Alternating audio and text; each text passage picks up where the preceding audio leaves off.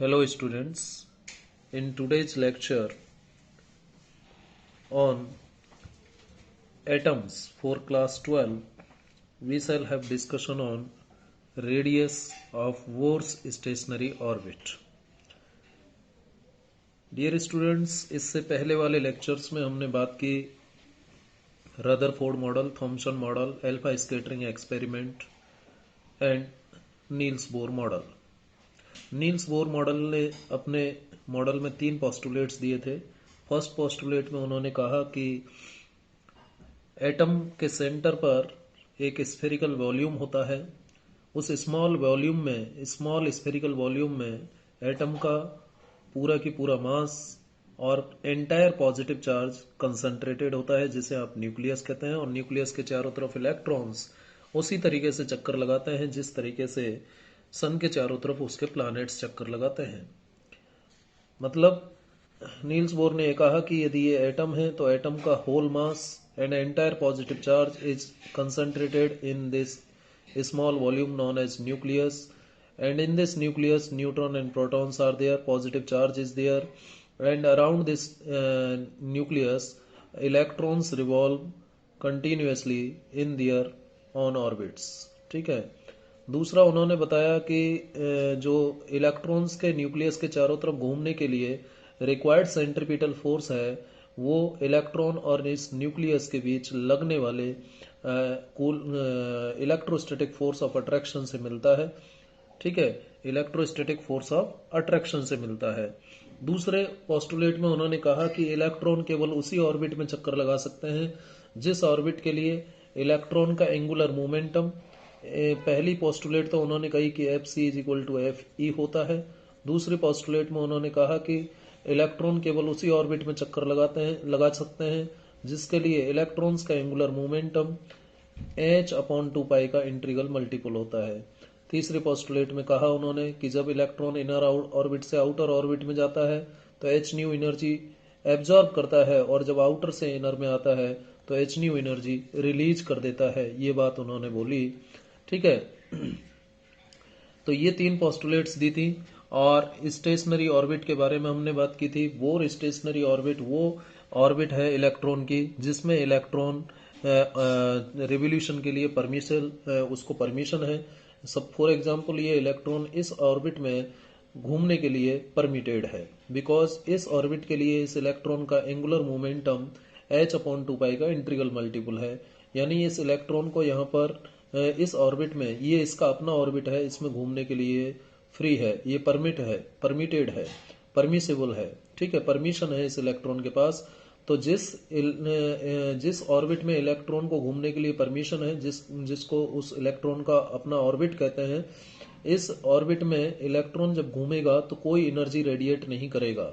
There is no radiation of energy, no energy is radiated if this electron revolve in its own orbit for which its angular momentum is integral multiple of h/2π। तो जब इस orbit में ये electron घूमेगा तो इसमें कोई energy radiate नहीं करता है। तो इलेक्ट्रॉन की वह ऑर्बिट जिसमें कोई एनर्जी रेडिएट नहीं होता, यानी नॉन रेडिएटिंग एनर्जी वाली जो ऑर्बिट्स होती हैं उन्हें हम बोर्स स्टेशनरी ऑर्बिट कहते हैं। बोर स्टेशनरी ऑर्बिट इसलिए कहा गया क्योंकि वहां पर कोई एनर्जी रेडिएट नहीं हो रहा है। इलेक्ट्रॉन अपनी ही ऑर्बिट में, एक ही ऑर्बिट में लगातार घूम रहा है, इसलिए इसको स्टेशनरी ऑर्बिट कहा गया। इस ऑर्बिट को छोड़ करके दूसरे ऑर्बिट में वो खुद से नहीं जाएगा। ठीक है, ये इस ऑर्बिट में घूमेगा और ऑर्बिट में इसलिए घूमेगा क्योंकि ये इसका अपना ऑर्बिट है और इस ऑर्बिट के लिए इसका एंगुलर मोमेंटम h/2π का इंटीग्रल मल्टीपल है। ठीक है, तो जिस ऑर्बिट में इलेक्ट्रॉन का एंगुलर मोमेंटम h/2π का इंटीग्रल मल्टीपल होता है उस ऑर्बिट को हम परमिसिबल ऑर्बिट कहते हैं। और उस ऑर्बिट में इलेक्ट्रॉन के घूमने पर कोई एनर्जी रेडिएट नहीं होता। जिस ऑर्बिट में घूमने पर इलेक्ट्रॉन कोई एनर्जी और रेडिएट नहीं करता उस ऑर्बिट को हम नाम देते हैं बोर्स स्टेशनरी ऑर्बिट। ये इसका सेंटर है, ये न्यूक्लियस है, ये इसका सेंटर है। सेंटर से इस बोर्स स्टेशनरी ऑर्बिट की रेडियस यदि मैं r मान लेता हूं तो इस r का फॉर्मूला मुझे डिराइव करना है। r का फॉर्मूला क्या करना है? डिराइव करना है। तो radius of Bohr's stationary orbit निकालने के लिए हम नील्स बोर की पोस्टुलेट्स का यूज करेंगे। According to first postulate according to first postulate हम करना क्या चाह रहे हैं, इस स्टेशनरी बोर्स स्टेशनरी ऑर्बिट की रेडियस फाइंड आउट करना चाह रहे हैं कि इसका फॉर्मूला क्या होगा। So according to Bohr's first postulate of Niels Bohr, first postulate of Niels Bohr, Niels Bohr की जो फर्स्ट पोस्टुलेट है वो क्या कहती है कि centripetal force mv² upon r is equal to K Z E nucleus का चार्ज हो गया और इलेक्ट्रॉन का चार्ज ई के Q1 Q2 upon R square, ये होता है फर्स्ट पोस्टुलेट के अकॉर्डिंग। इसको और रीराइट करें तो लिख सकते हैं mv² अपॉन आर और is equal to K Z E square upon R square. ठीक है, इस तरीके से लिखा जा सकता है और इसको मैं मान लेता हूं कि ये इक्वेशन नंबर 1 है। ठीक है, ये फर्स्ट पोस्टुलेट है। अब according to second postulate and as per या according to second postulate, second postulate की बात करूं मैं नील्स बोर के, सेकंड पोस्टुलेट क्या कहता है नील्स बोर का कि इलेक्ट्रॉन का एंगुलर मोमेंटम mvr बराबर होता है इंटीग्रल मल्टीपोल, किसका इंटीग्रल मल्टीपोल, h/2π का इंटीग्रल मल्टीपोल। ये सेकंड पोस्टुलेट है। अब मुझे रेडियस फाइंड आउट करना है तो इक्वेशन 2 से मैं वेलोसिटी निकालूंगा और यहाँ पर रखूंगा, वेलोसिटी का एलिमिनेट कर देता हूँ तो रेडियस की टर्म में, तो यहाँ से पहले वेलोसिटी निकाल लीजिए इक्वेशन 2 से। वेलोसिटी का जो फॉर्मूला आएगा nh/2πmr ये आ जाएगा, ये रिलेशन आया वेलोसिटी का। और ये वेलोसिटी किसकी वेलोसिटी है, इस इलेक्ट्रॉन की वेलोसिटी है, इस इलेक्ट्रॉन की वेलोसिटी है इसके स्टेशनरी ऑर्बिट में। ठीक है, तो इसका भी रिलेशन हम बाद में इस r को एलिमिनेट करके निकालेंगे, लेकिन अभी हम रेडियस निकाल रहे हैं तो इस b की वैल्यू को हम कहाँ रखते हैं, इक्वेशन 1 में रखते हैं।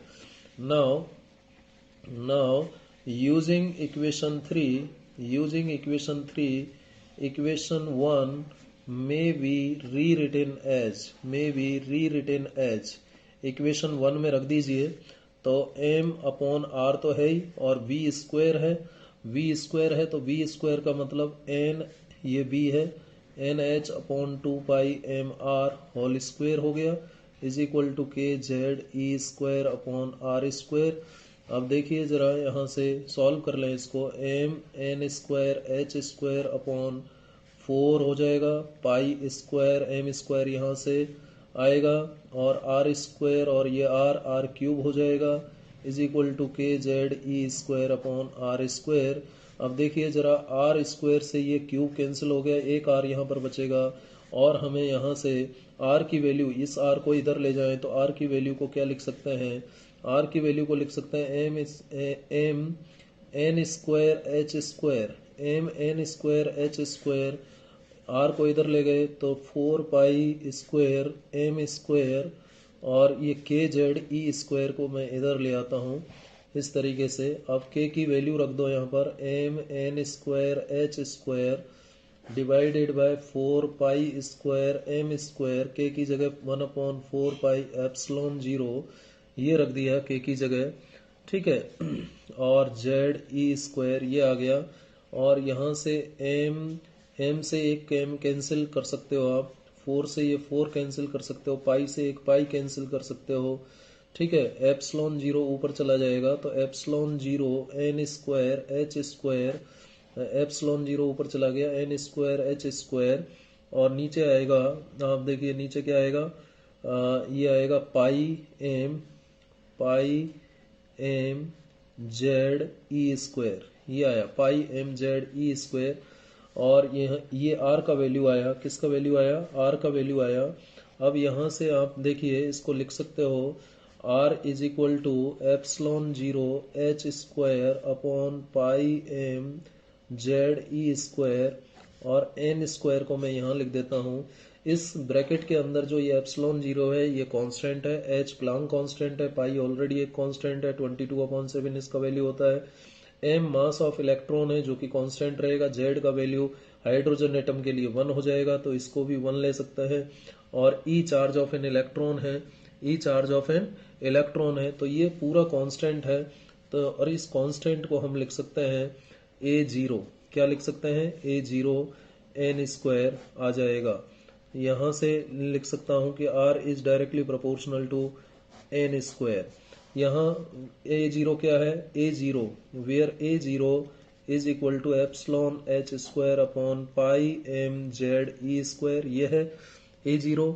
और इसकी वैल्यू जब हम एप्सिलॉन 0 की वैल्यू रखेंगे, h की वैल्यू रखेंगे, एप्सिलॉन 0 की value 8.87 into 10 raise to the power minus 12 होती है, h की value 6.63 into 10 raise to the power minus 34, ये 3.14, mass of electron 9.1 into 10 raise to the power minus 31, और ये z हो गया 1 हाइड्रोजन एटम के लिए, और e का वैल्यू हो गया आपका 1.6 into 10 raise to the power minus 19। ये सब वैल्यूज यहाँ पर जब रखोगे तो इसकी वैल्यू निकल के आएगी 0.529 एंगस्ट्रॉम, जिसको और आप राउंड ऑफ कर सकते हैं, ये 53 हो जाएगा। तो वो ये जो a0 की वैल्यू आई है वो कितनी आ गई, 0.53 एंगस्ट्रॉम। a0 की वैल्यू क्या आ गई, 0.53 एंगस्ट्रॉम।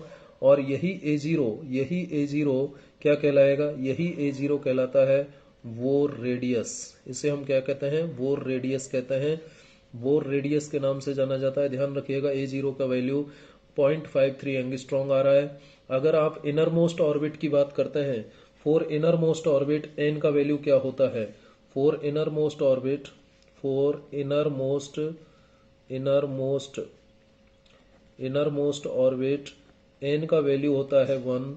तो r की जो वैल्यू है वो किसके बराबर आ जाएगी, a0 के बराबर आ जाएगी। n की जगह 1 रखोगे तो r की वैल्यू a0 आ जाएगी, यानी वोर रेडियस के बराबर आ जाएगी। इनर मोस्ट ऑर्बिट के लिए रेडियस का वैल्यू वोर रेडियस के बराबर होता है। तो आप यहां से कह सकते हैं कि वोर स्टेशनरी ऑर्बिट का रेडियस n के स्क्वायर के डायरेक्टली प्रोपोर्शनल होता है।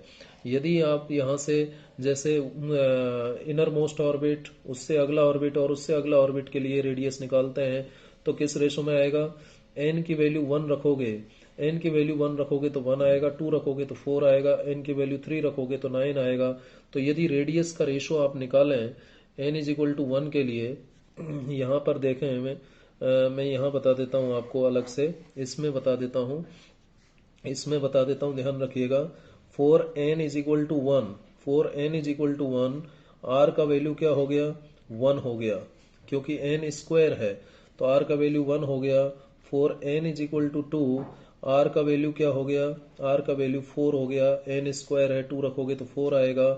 For n is equal to 3, r का वैल्यू क्या आएगा, 9, यानी r1, r2, r3, ये इनर मोस्ट ऑर्बिट का रेडियस, ये फर्स्ट ऑर्बिट इनर मोस्ट से आगे वाला ये थर्ड, इनका जो रेशो आता है वो क्या आएगा, 1,4,9, इस टाइप से ये रेशो चलेगा, 1,4,9, यही रेशो आएगा ना भाई।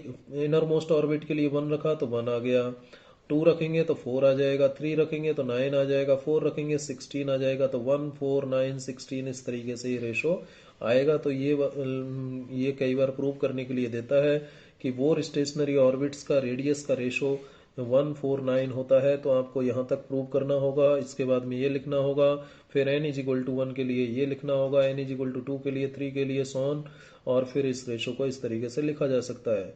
यहाँ पर ये जो कांस्टेंट a0 है, ध्यान रखिएगा, ये वोर रेडियस है, इसका न्यूमेरिकल वैल्यू होता है 0.53 एंगस्ट्रॉम, जो कि इन सभी की वैल्यूज रखने से यहाँ पर आएगी। और z की वैल्यू हमने 1 मान ली है, किसके लिए, हाइड्रोजन एटम के लिए। ध्यान रखना, फॉर हाइड्रोजन एटम की बात करें तो z की वैल्यू 1 होती है, ये ध्यान रखिएगा। तो ये बात हुई वोर स्टेशनरी ऑर्बिट की रेडियस की। तो रेडियस किस पर डिपेंड कर रहा है, n पर डिपेंड कर रहा है, n स्क्वायर के डायरेक्टली प्रोपोर्शनल आ रहा है, ठीक है। दूसरी अब हम बात करेंगे velocity of electron in verse stationery orbit. तो आप जानते हैं ये है एटम और ये इसका है न्यूक्लियस। इस न्यूक्लियस के चारों तरफ ये इलेक्ट्रॉन अपनी इस ऑर्बिट में चक्कर लगाता है। इलेक्ट्रॉन का ये ऑर्बिट इसके लिए बोर्स स्टेशनरी ऑर्बिट कहलाएगा। और इस स्टेशनरी ऑर्बिट में जो इलेक्ट्रॉन घूम रहा है वो किस वेलोसिटी से घूम रहा है, v वेलोसिटी से घूम रहा है। इसकी रेडियस हमने ऑलरेडी निकाल ली है, स्मॉल r, जो कि n स्क्वायर के डायरेक्टली प्रोपोर्शनल है। अब हमें वेलोसिटी चाहिए, तो वेलोसिटी निकालने के लिए, इस इलेक्ट्रॉन की वेलोसिटी निकालनी है बोर्स स्टेशनरी ऑर्बिट में, तो अगेन हम फर्स्ट और सेकंड पोस्टुलेट का यूज करेंगे। अगेन हम किसका यूज करेंगे, फर्स्ट और सेकंड पोस्टुलेट का यूज करेंगे।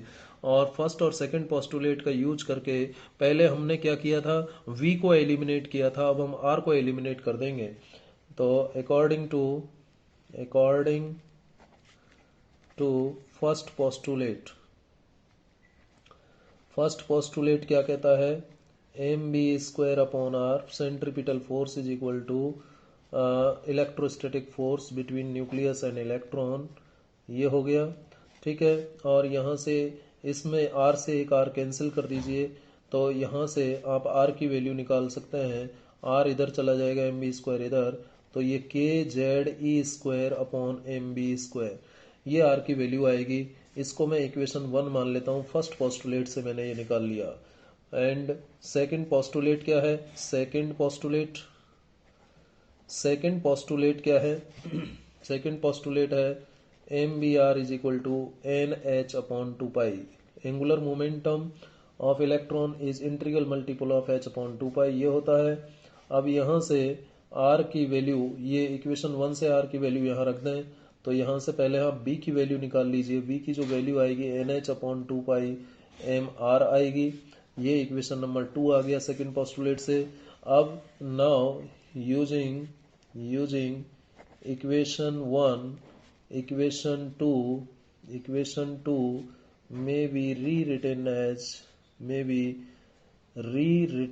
as क्या लिखा जाएगा, v की जो वैल्यू लिखी जाएगी nh अपॉन 2 m, r को एलिमिनेट करना है तो r की वैल्यू रखिए kze² अपॉन mv², ये लिखा।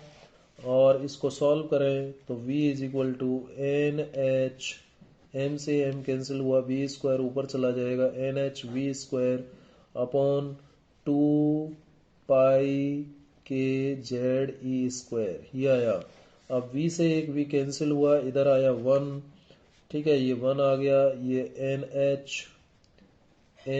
n और h में अंतर कीजिएगा, ध्यान रखिएगा। और 2 kze² इंटू v, ये आया। तो यहाँ से v की जो वैल्यू आएगी 2 kze² अपॉन nh, ये आएगा। ये v की वैल्यू आएगी, किसकी वैल्यू आएगी, v की वैल्यू आएगी। अब देखिए जरा, k एक कांस्टेंट है, पाई एक कांस्टेंट है, हाइड्रोजन एटम के लिए Z1 होता है, E charge of an electron है जो कि कांस्टेंट है, ठीक है, और H भी एक प्लांक कांस्टेंट है। तो सब कुछ तो कांस्टेंट है। आप कह सकते हैं कि 2 kze² अपॉन h को एक साथ लिख लें और 1 अपॉन n को एक साथ लिख लें। अब ये जो ब्रैकेटेड क्वांटिटी है ये क्या है, कांस्टेंट है। इसका मतलब velocity of electron in Bohr's stationary orbit is inversely proportional to the number of orbit के इनवर्सली प्रोपोर्शनल होता है। वेलोसिटी इनवर्सली प्रोपोर्शनल आ रहा है, यानी फर्स्ट ऑर्बिट के लिए वेलोसिटी क्या होगा, ज्यादा होगा। इनर मोस्ट ऑर्बिट में वेलोसिटी सबसे ज्यादा, उससे अगली ऑर्बिट में वेलोसिटी कम हो जाएगा, उससे अगली में और कम हो जाएगा, उससे अगले में और कम हो जाएगा। तो इनर मोस्ट ऑर्बिट में इलेक्ट्रॉन का स्पीड सबसे ज्यादा होता है, ये ध्यान रखिएगा। तो इस तरीके से हम वेलोसिटी ऑफ इलेक्ट्रॉन निकाल सकते हैं। यहाँ से ध्यान रखिएगा, इनर मोस्ट ऑर्बिट में वेलोसिटी ऑफ इलेक्ट्रॉन सबसे ज्यादा होगा, क्योंकि इनर मोस्ट ऑर्बिट के लिए n का वैल्यू 1 होता है। उससे अगली ऑर्बिट के लिए n का वैल्यू 2 लेंगे तो 1/2 कम आएगा, तो वेलोसिटी कम हो जाएगा। उससे अगली के लिए 3 आएगा तो और कम हो जाएगा। यानी इनर मोस्ट ऑर्बिट में इलेक्ट्रॉन का स्पीड सबसे ज्यादा होता है। ये बात आप यहाँ से ध्यान रखिएगा। अब हम बात करेंगे, वेलोसिटी ऑफ इलेक्ट्रॉन हमने पता कर लिया। अब हम निकालना चाहेंगे कि किस फ्रीक्वेंसी के साथ इलेक्ट्रॉन बोर्स स्टेशनरी ऑर्बिट में घूमता है। भाई इलेक्ट्रॉन सर्कुलर पाथ में घूम रहा है, किसमें, बोर्स स्टेशनरी ऑर्बिट में इलेक्ट्रॉन सर्कुलर पाथ में घूम रहा है। अब हम जानना चाहते हैं कि इस सर्कुलर पाथ में जब ये इलेक्ट्रॉन घूमता है, इलेक्ट्रॉन सर्कुलर पाथ में घूमता है, ये देखिए ये था एटम, ये है एटम, और ये एटम का हो गया सेंट्रल पार्ट जिसको आप न्यूक्लियस कहते हैं। इस न्यूक्लियस के चारों तरफ ये इलेक्ट्रॉन अपनी ऑर्बिट में चक्कर लगा रहा है, और इस इलेक्ट्रॉन का ये जो अपना ऑर्बिट है इसका बोर्स स्टेशनरी ऑर्बिट कहलाता है। इस ऑर्बिट में इलेक्ट्रॉन की वेलोसिटी v है और रेडियस हमने ऑलरेडी निकाल ली r, ठीक है। अब फ्रीक्वेंसी कितनी होगी, भाई जब इलेक्ट्रॉन चारों तरफ घूम रहा है तो किसी फ्रीक्वेंसी के साथ घूम रहा होगा। तो फ्रीक्वेंसी निकालने के लिए हम क्या करते हैं, फ्रीक्वेंसी निकालने के लिए देखिए, जब भी कोई इलेक्ट्रॉन सर्कुलर मोशन में होता है, जब भी कोई इलेक्ट्रॉन एक फिक्स पॉइंट के रेस्पेक्ट में सर्कुलर मोशन में होता है, तो लीनियर वेलोसिटी जो होगा इलेक्ट्रॉन का, linear velocity of electron, linear velocity of electron की यदि मैं बात करूं, v बराबर क्या हो जाएगा, r ओमेगा हो जाएगा, जहां ओमेगा क्या है, एंगुलर वेलोसिटी है। इस पॉइंट के रेस्पेक्ट में इलेक्ट्रॉन चारों तरफ चक्कर लगा रहा है, तो इसके पास एंगुलर वेलोसिटी भी होगी, तो v is equal to R omega होता है। लीनियर वेलोसिटी, ओमेगा क्या है, एंगुलर वेलोसिटी है, ये ओमेगा एंगुलर वेलोसिटी है, और ओमेगा का वैल्यू आप जानते हो, फ्रीक्वेंसी की टर्म में हम 2 पाई न्यू लिखते हैं, जहां न्यू क्या है, फ्रीक्वेंसी है, न्यू क्या है, फ्रीक्वेंसी है, लीनियर फ्रीक्वेंसी है, ये लीनियर फ्रीक्वेंसी है, और ये ओमेगा क्या है, एंगुलर फ्रीक्वेंसी है, एंगुलर फ्रीक्वेंसी, ठीक है, एंगुलर फ्रीक्वेंसी है। तो अब यहाँ से v इज इक्वल टू क्या लिखा जाएगा, r, और ओमेगा की जगह 2 पाई न्यू लिख दिया, ओमेगा की जगह क्या लिख दिया, 2 पाई न्यू। और यहाँ से अब हम फ्रीक्वेंसी निकाल सकते हैं, फ्रीक्वेंसी क्या आ जाएगी, इलेक्ट्रॉन की v अपॉन 2 पाई r, v अपॉन 2 पाई r आ जाएगी। इसको मैं मान लेता हूँ इक्वेशन नंबर 1। अब देखिए, v की वैल्यू हमारे पास है, r की वैल्यू हमारे पास है, since r is equal to, r कितना था, r हमारा जो एक्सप्रेशन आया, epsilon 0 n square h square upon pi m z e square, ये था r। एंड v कितना था, v की वैल्यू जो आई थी, v की वैल्यू आई थी z e square upon 2 epsilon 0 n h, ये v की वैल्यू आई थी, ये v की वैल्यू आई थी, ये किसकी थी, v की वैल्यू आई थी। r और v की वैल्यू हम यहाँ पर रख दें, therefore equation 1 will be, equation 1 will be, ठीक है, r और v की वैल्यू रखें, तो फ्रीक्वेंसी जो होगा, v की जगह रखें z e square upon 2 epsilon 0 n h upon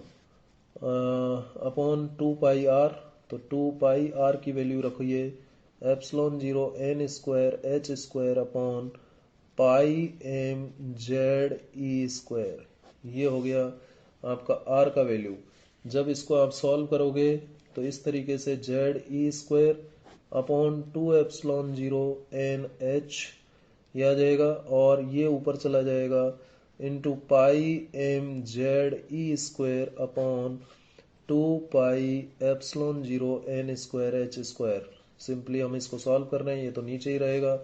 अब देखिए, पाई से ये पाई कैंसिल हुआ, पाई से पाई कैंसिल हुआ, और बाकी यदि देखें तो और कुछ कैंसिल नज़र नहीं आ रहा है, तो इसे क्या लिखा जाएगा, इसे लिखा जाएगा nu is equal to Z square और ई की पावर में 4, जेड स्क्वायर हो गया, ई की पावर 4 हो गया, और एम हो गया ऊपर, ठीक है, और नीचे हुआ 2 2 जब 4 4, और ये एप्सिलॉन 0, ये एप्सिलॉन 0, तो एप्सिलॉन 0 स्क्वायर, और एन की एन, और ये स्क्वायर है एन क्यूब, और ये एच है, ये एच स्क्वायर है, तो एच क्यूब।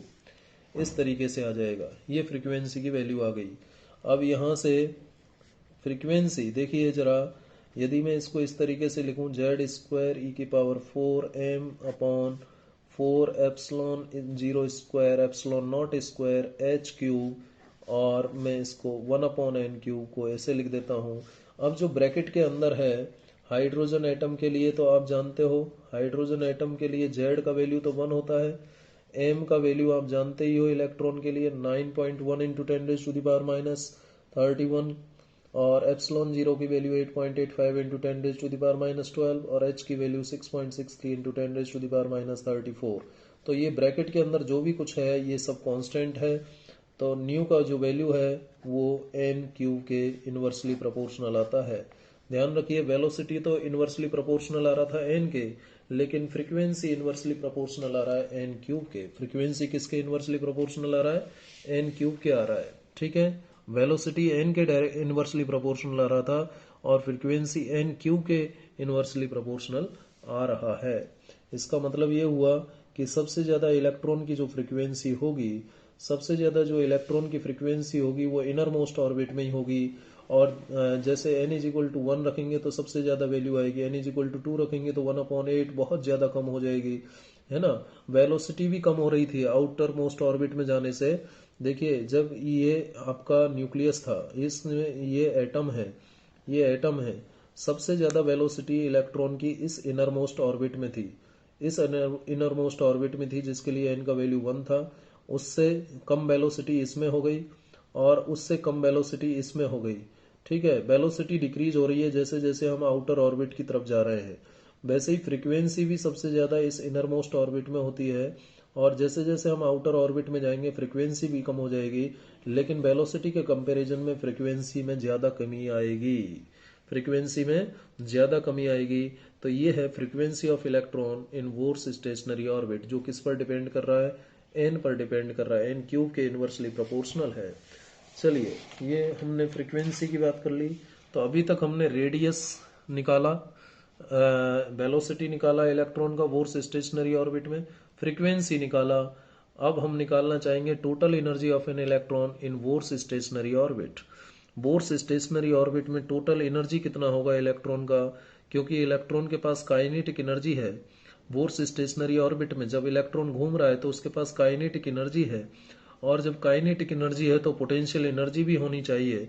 ठीक है, और जब काइनेटिक और पोटेंशियल दोनों एनर्जी हम निकाल लेंगे तो टोटल एनर्जी हमारे को मिल जाएगी।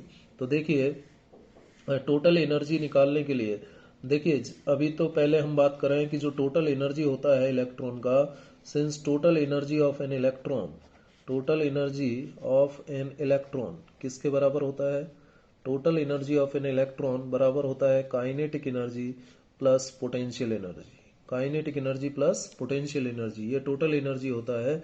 अब टोटल एनर्जी को यदि मैं टी लिख देता हूं, ठीक है, टोटल एनर्जी को यदि मैं टी लिख दूं या ई लिख दीजिए, टोटल एनर्जी को ई लिख दीजिए, काइनेटिक एनर्जी को के लिख दीजिए, पोटेंशियल एनर्जी को यू लिख देते हैं। ये पोटेंशियल एनर्जी है। ठीक है, ये है आपकी पोटेंशियल एनर्जी, पोटेंशियल एनर्जी, और ये के का मतलब हो गया काइनेटिक एनर्जी, और ये ई हो गया आपका टोटल एनर्जी। ई क्या हो गया, टोटल एनर्जी। ठीक है, इस तरीके से हमने सिंबल नाम दे दिए। तो अब हमें काइनेटिक और पोटेंशियल एनर्जी पता हो जाए तो हम टोटल एनर्जी निकाल लेंगे। तो देखिए, काइनेटिक एनर्जी की यदि हम बात करें, kinetic energy of an electron can be calculated, calculate की जा सकती है, can be calculated by using first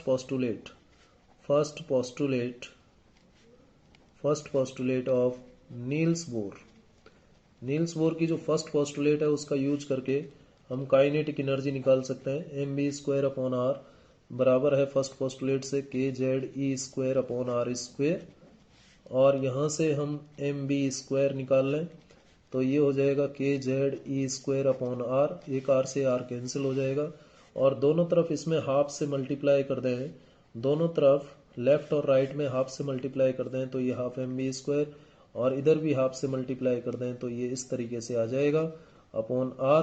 ठीक है, तो ये जो लेफ्ट में है ये है काइनेटिक एनर्जी, ये क्या है, काइनेटिक एनर्जी, ये काइनेटिक एनर्जी के लिख दिया मैंने। ठीक है, और ये किसके बराबर आ गया, kZe²/, ये स्मॉल के है, ध्यान रखना दोनों के में अंतर करना है, ये काइनेटिक एनर्जी लिख लीजिए आप ऐसे, ये kZe²/2r आ गया। अब k की जो वैल्यू है, since k is equal to क्या होता है, 1/4πε0 होता है, तो यहाँ पर रखें, and z is equal to 1 for hydrogen atom के लिए z का वैल्यू 1 होता है। ठीक है, तो काइनेटिक एनर्जी जो आएगी, एक रिलेशन तो आप इसी को मान सकते हो, काइनेटिक एनर्जी का। अब दूसरा रिलेशन जो लिखोगे आप, k की जगह रखें 1/4πε0 और z की जगह 1, तो k की जगह रखा 1/4πε0, z की जगह 1 और इंटू e²/2r। तो इसको सॉल्व करें तो काइनेटिक एनर्जी k, अब मैं k लिख देता हूँ इस काइनेटिक एनर्जी को, अब कोई प्रॉब्लम नहीं है, k की जगह हमने ये रख दिया, तो ये क्या आ गया, e²/8πε0r, ये काइनेटिक एनर्जी आई, e²/8πε0r, ये काइनेटिक एनर्जी आ गई हमारी। ये काइनेटिक एनर्जी का दूसरा एक्सप्रेशन आ गया, एक एक्सप्रेशन तो ये आया और एक एक्सप्रेशन ये आ गया। ठीक है, अब मैं पोटेंशियल एनर्जी निकाल लेता हूं। अब मैं पोटेंशियल एनर्जी निकाल लेता हूँ। ऑल्सो पोटेंशियल एनर्जी की मैं बात करूँ तो पोटेंशियल एनर्जी बराबर होता है पोटेंशियल इंटू चार्ज होता है। ठीक है, पोटेंशियल इंटू चार्ज। जब मैंने आपसे बात की थी किसकी, डिस्टेंस ऑफ क्लोजेस्ट अप्रोच की, तो उस समय मैंने बताया था potential energy is equal to potential into charge होता है। और पोटेंशियल की जो वैल्यू है, पोटेंशियल किसका, एक तो न्यूक्लियस और एक इलेक्ट्रॉन, न्यूक्लियस और इलेक्ट्रॉन ना। तो न्यूक्लियस का चार्ज हो गया जेडी के क्यू अपॉन आर, ये तो हो गया पोटेंशियल एनर्जी। और charge of an electron, charge of electron यदि हम लें तो चार्ज ऑफ इलेक्ट्रॉन को यदि मैं ले लेता हूं माइनस में, तो ई माइनस ई हो गया। तो ये कितना आ गया, के का वैल्यू तो रख दें आप, सिंस के इज इक्वल टू क्या होता है 1/4πε0, and z is equal to क्या ले लें 1, किसके लिए, for hydrogen atom. Hydrogen atom के लिए जेड की वैल्यू 1 ले लेते हैं। तो ये रखें यहाँ पर के की वैल्यू 1/4πε0, ठीक है। और जेड की जगह 1 और ई की जगह ई अपॉन आर, और ये माइनस ई। सॉल्व करें तो माइनस ई स्क्वायर तो ऊपर आ गया और नीचे आ गया 8πε0 आर। ये आ गई पोटेंशियल एनर्जी। ये क्या आ गई, पोटेंशियल एनर्जी, जिसको आप यू से रिप्रेजेंट कर रहे हैं। ये पोटेंशियल एनर्जी का एक रिलेशन आ गया। ठीक है, ये एक पोटेंशियल एनर्जी का रिलेशन आ गया। यहां से भी आप पोटेंशियल एनर्जी का रिलेशन क्या लिख सकते हो, लिख सकते हो माइनस के जेड ई स्क्वायर अपॉन आर, ये भी लिख सकते हैं ना। ये वाला रिलेशन भी लिख सकते हैं। जब के और जेड की वैल्यू नहीं रखी तो ये वाला रिलेशन, के और जेड की वैल्यू रख दी तो ये वाला रिलेशन पोटेंशियल एनर्जी का आ जाता है। अब पोटेंशियल एनर्जी हमारे पास आ गई और काइनेटिक एनर्जी आ गई। अब आप देख सकते हैं कि जो पोटेंशियल एनर्जी है और काइनेटिक एनर्जी है, इन दोनों में कुछ रिलेशन एस्टेब्लिश हो रहा है। इन दोनों में कुछ रिलेशन है। और रिलेशन क्या कह रहा है, क्या रिलेशन आ रहा है, इन दोनों में रिलेशन आ रहा है कि जो पोटेंशियल एनर्जी है, जो पोटेंशियल एनर्जी है, अच्छा ये आर है, ये 4 रहेगा बेटा, सॉरी ये 4 रहेगा, ये 4 रहेगा, क्योंकि ये आर है, यहाँ 2 नहीं है ना, नीचे तो आर है, तो 4πε0 आएगा। अब देखिए काइनेटिक एनर्जी और पोटेंशियल एनर्जी में कुछ रिलेशन निकल रहा है। यदि आप देखें कि जो काइनेटिक एनर्जी है या पोटेंशियल एनर्जी है, ये जो काइनेटिक एनर्जी है, काइनेटिक एनर्जी में यदि मैं -2 से मल्टीप्लाई कर देता हूं तो क्या आ जाएगा, -2 से मल्टीप्लाई करते ही काइनेटिक एनर्जी में पोटेंशियल एनर्जी आ जाएगा, है या नहीं। सो फ्रॉम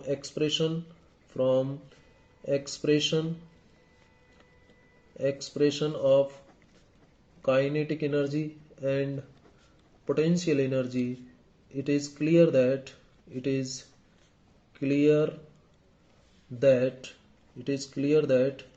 kinetic energy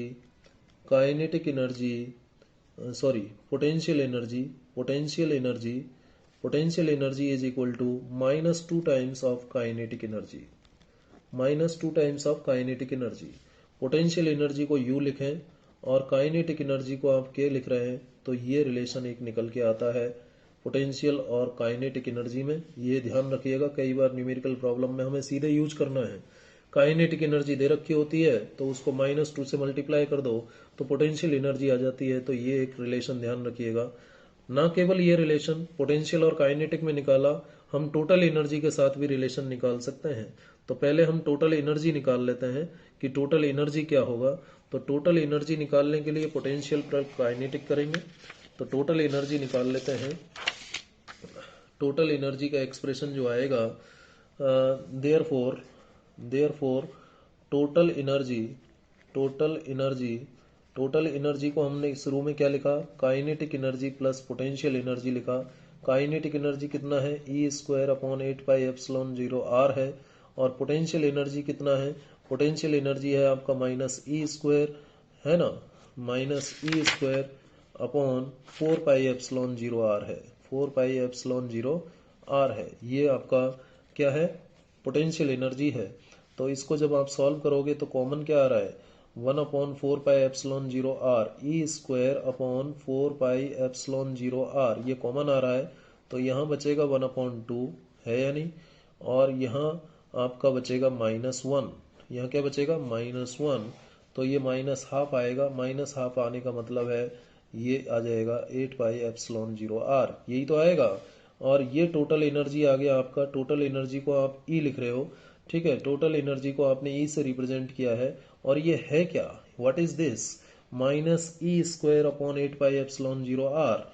ये माइनस ई, ये माइनस को यदि मैं बाहर लिख लूं और इसको इस तरीके से लिखूं, तो अब आपको पहचानने में आ रहा होगा कि ये e square upon 8 pi epsilon 0 r क्या है। ये e square upon 8 pi epsilon 0 r है काइनेटिक एनर्जी। क्या है, काइनेटिक एनर्जी। यानी टोटल एनर्जी को आप नेगेटिव ऑफ काइनेटिक एनर्जी भी लिख सकते हैं। नेगेटिव ऑफ काइनेटिक एनर्जी भी लिखा जा सकता है, किसको, टोटल एनर्जी को। टोटल एनर्जी को नेगेटिव ऑफ काइनेटिक एनर्जी लिखा जा सकता है, ठीक है, टोटल एनर्जी को। अब टोटल एनर्जी को नेगेटिव ऑफ काइनेटिक एनर्जी लिखा जा सकता है, तो पोटेंशियल एनर्जी के साथ टोटल एनर्जी का क्या रिलेशन होगा, therefore total energy is equal to negative of kinetic energy बराबर है पोटेंशियल एनर्जी का हाफ। ये हो जाएगा आपका टोटल एनर्जी और पोटेंशियल एनर्जी के बीच रिलेशन, ठीक है। यानी पोटेंशियल एनर्जी बराबर हो जाएगा 2 times of total energy, 2 times of total energy. यदि मैं टोटल एनर्जी में 2 से मल्टीप्लाई कर देता हूं तो पोटेंशियल एनर्जी आ जाएगी। तो एक तो ये रिलेशन याद रखिएगा, एक ये रिलेशन याद रखिएगा, ठीक है। और एक रिलेशन मैंने आपको बताया ये वाला, इंपॉर्टेंट रिलेशंस हैं, ठीक है, इनकी काफ़ी ज़्यादा ज़रूरत होगी हमें, तो इनको याद रखिएगा। अब देखिए एक फॉर्मूला और हमें डिराइव करना है। हम टोटल एनर्जी को, टोटल एनर्जी में ऑल्सो भी री रिटेन एज, एक तो ये तरीका हो गया टोटल एनर्जी को लिखने का, ये टोटल एनर्जी आई, ये एक एक्सप्रेशन आया टोटल एनर्जी का। इसी एक्सप्रेशन को हम दूसरे तरीके से और लिख सकते हैं। दूसरे तरीके से कैसे लिख सकते हैं, देखिए, सिंस आर, आर की वैल्यू क्या है, आर की वैल्यू है आपके epsilon 0 H square N square upon pi M Z ई स्क्वायर, ये आर की वैल्यू है। तो आर की ये जो वैल्यू है, इनको इक्वेशन नंबर एक बार दे देते हैं।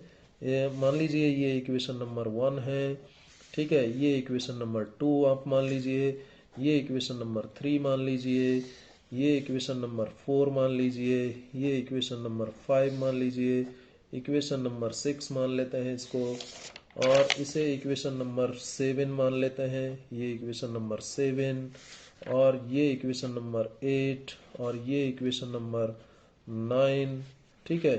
तो अब मैं, ये आर की वैल्यू होती है, इस आर की वैल्यू को इक्वेशन 7 में रख देता हूँ। So using above value of small r, equation 7 may be rewritten as, equation 7 may be rewritten as, क्या लिखी जाएगी equation 7, rewritten as E is equal to total energy लिखी जाएगी minus E square upon 8 pi epsilon 0 R, are की जगह रखेंगे epsilon 0 H square. ध्यान रखिएगा एच स्क्वायर और एन स्क्वायर में अंतर करना है, एच और एन एक जैसे ना बन जाए, ठीक है, नहीं तो गड़बड़ हो जाएगा। E is equal to minus E square, ये नीचे वाला टर्म ऊपर चला जाएगा, पाई एम जेड ई स्क्वायर अपॉन 8 पाई एप्सिलॉन 0 और epsilon 0 epsilon square H square N square. चलिए पाई से पाई कैंसिल होता है यहाँ पर, ठीक है, और ये आ जाएगा for hydrogen atom, for hydrogen atom, ठीक है, फॉर हाइड्रोजन एटम जेड का वैल्यू होता है 1, जेड का वैल्यू क्या होता है 1।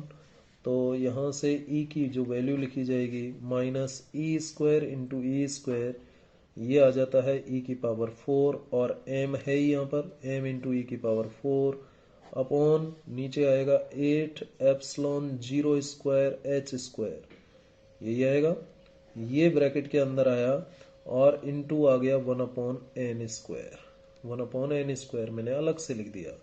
तो ऊपर आया एम जेड ई की पावर 4, जेड को मैंने 1 लिख दिया, एम इंटू ई की पावर 4, और नीचे आया 8 एप्सिलॉन 0 स्क्वायर एच स्क्वायर, ठीक है, ये वैल्यू आ गई। अब यहाँ पर एम ई 4 ई, एम की वैल्यू 9.1 इंटू 10⁻⁻31 होती है इलेक्ट्रॉन का मास, और charge of an electron 1.6 into 10⁻⁻19 coulomb, और एप्सिलॉन जीरो का वैल्यू 8.85 इंटू 10⁻⁻12, और एच की value Planck constant 6.63 into 10⁻⁻34 joule second. जब ये सभी वैल्यूज यहाँ रखेंगे तो ये वैल्यू आएगी बेटा ये -13.6। इस ब्रैकेटेड क्वांटिटी की वैल्यू कितनी आएगी? -13.6 आएगी। कितनी आएगी? -13.6 अपॉन n स्क्वायर, ठीक है, इलेक्ट्रॉन वोल्ट में आएगी। ये इलेक्ट्रॉन वोल्ट में वैल्यू है। और यदि इससे जूल में निकालोगे, पहले जूल में निकालना पड़ेगा ना, तो जो जूल में वैल्यू आएगी वो आएगी इस ब्रैकेटेड जो टर्म है इसकी जो वैल्यू आएगी, ब्रैकेटेड टर्म की वैल्यू 2.18 इंटू 10⁻⁻18 ये अपॉन में n स्क्वायर जूल। ये इतने जूल जो है वैल्यू आएगी इन टोटल एनर्जी की, जूल में इतनी वैल्यू आएगी। अब 1 electron volt is equal to 1.6 into 10⁻⁻19 joule होता है। तो इस 1 जूल की जगह हम इसको डिवाइड कर दें किससे? 1.6 इंटू 10⁻⁻19 से, तो ये टोटल एनर्जी आ जाएगी। यहाँ टोटल एनर्जी जो आ रही है वो नेगेटिव आ रही है। टोटल एनर्जी कैसी है? नेगेटिव आ रही है। और ये नेगेटिव साइन ये बताता है कि इलेक्ट्रॉन्स जो है न्यूक्लियस से बंधे हुए हैं। यहाँ नेगेटिव साइन हमें क्या बताता है? ये टोटल एनर्जी का एक्सप्रेशन आ गया। Here negative sign indicates that, here negative sign indicates that, negative sign क्या इंडिकेट करता है? Negative sign indicates that the electrons are bound with the nucleus, that electrons are bound with the nucleus. किससे बंधे हुए हैं electron nucleus से बंधे हुए हैं, with the nucleus. Electrons are bound with the nucleus, ये एक बात निकल के यहाँ से आती है। नेगेटिव साइन का मतलब ये होता है। तो इस तरीके से हम टोटल एनर्जी निकाल सकते हैं। ये हमने आज कैलकुलेशन की नील्स बोर मॉडल की हेल्प से हमने बोर स्टेशनरी ऑर्बिट का रेडियस निकाला, और बोर स्टेशनरी ऑर्बिट के अंदर इलेक्ट्रॉन की वेलोसिटी कैलकुलेट की। रेडियस n स्क्वायर के डायरेक्टली प्रोपोर्शनल आ रहा था। Velocity of electron in bore stationery orbit n के इनवर्सली प्रोपोर्शनल आ रहा था। फ्रीक्वेंसी ऑफ इलेक्ट्रॉन हमने निकाला बोर स्टेशनरी ऑर्बिट में, जो कि n³ के इनवर्सली प्रोपोर्शनल आ रहा था। और फोर्थ हमने टोटल एनर्जी का एक्सप्रेशन फाइंड आउट किया, और ये आ रहा है -13.6 upon n square electron volt. ध्यान रखिएगा, ये डिफरेंट जो एक्सप्रेशंस मैंने बताए हैं टोटल एनर्जी के, टोटल एनर्जी का काइनेटिक एनर्जी के साथ रिलेशन, पोटेंशियल एनर्जी का टोटल एनर्जी के साथ रिलेशन, और ये पोटेंशियल एनर्जी का काइनेटिक एनर्जी के साथ रिलेशन, ये बड़े इंपॉर्टेंट रिलेशंस हैं जो आपको ध्यान रखने चाहिए। तो ये था आज का इस डिस्कशन, इस लेक्चर में। उम्मीद है आपको पूरी तरह समझ में आया होगा। Thank you very much.